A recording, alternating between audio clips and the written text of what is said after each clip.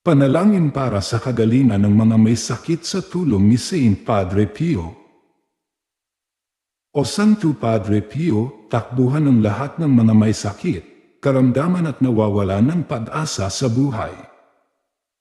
Patid mo ang nilalaman ng aming mga puso't isipan. Dalalaman mo ang aming mga pangamba at mga inaasam. Noong ika'y nabubuhay dito sa mundo, dumanas ka rin ng mga pagsubok, problema at karamdaman, sakit dito sa lupa. Bantayan mo kami, kalinain mo kami, at padalingin mo kami. Habang hinaharap namin ang mga pagsubok, problema at karamdaman, sakit sa aming buhay. O Santo Padre Pio, kami ay tumatawag at nanalangin ngayon sa iyo. Tulungan mo kami lalo na ang mga pinahihirapan ng malulubhang sakit sa mga oras na ito.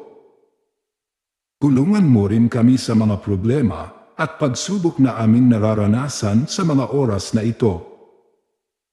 Bigyan mo ng kalakasan ang mga nawawala na ng pag-asang sila ay muling gagaling. Pawiin mo nawa ang hirap at sakit na pinagdurusahan nila. Daway alisin mo ang hirap at kalungkutang bumabalot sa amin. Damayan mo kami at pagaanin mo nawa ang mga dinadala naming mga pagsubok, problema at sakit. Nang makita namin ang landas patungo sa mas matatag na pananampalataya at pag-asa sa buhay. O Santo Padre Pio, sa pamamagitan ng iyong mabisang panalangin, at mapaghimala na nakakapagpapagalin sa iyong presensya, itinataas namin sa iyo ang lahat ng may sakit, lalo na ang mga dumaranas ng karamdaman, pagsubok at problema. Tulungan mo kami, gabayan mo kami, at patnubayan mo kami ng iyong mapaghimalang kamay. Amen. Ama namin, sumasalangit ka. Sambahin ang ngalan mo. Mapasa amin ang kaharian mo. Sundin ang loob mo dito sa lupa para nang sa langit. Bigyan mo kami ng aming kakanin sa araw-araw. At patawarin mo kami sa aming mga sala, para ng pagpapatawad namin sa nagkakasala sa amin. At huwag mo kaming ipahintulot sa tukso, at iadya mo kami sa lahat ng masama. Amen.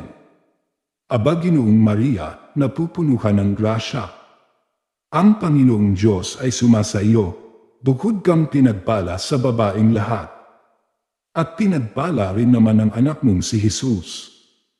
Santa Maria, Ina ng Diyos, ipanalangin mo kaming makasalanan, ngayon at kung kami mamamatay. Amen. Luwalhati sa Ama, sa Anak, at sa Diyos Espiritu Santo, kapara noong unang-una, ngayon at magpasawalang hanggan. Amen. Sa ngalan ng Ama, at ng Anak, at ng Espiritu Santo. Amen.